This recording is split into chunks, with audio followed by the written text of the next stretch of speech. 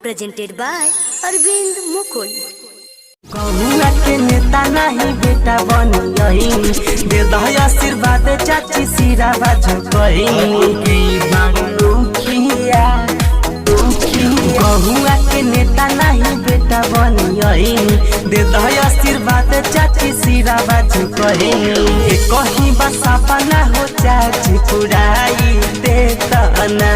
ए चाचा हो अब की बार मुखिया बनाई देता हो ना। ए चाचा हो भैया मुकेश के जिताई देता हो ना। चल आफताब लेकर चल, चल माहताब लेकर चल, तू अपनी एक ठोकर में जमाने के 100 इनकलाब लेकर चल।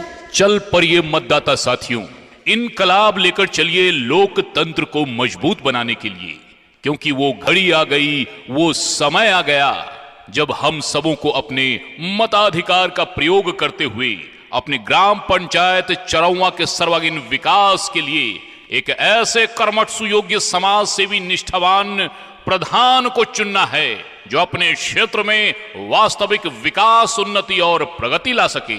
जी हाँ, और वो हैं आप सबों के बीच आपके अपने जाने पहचाने देवेंद्र यादव।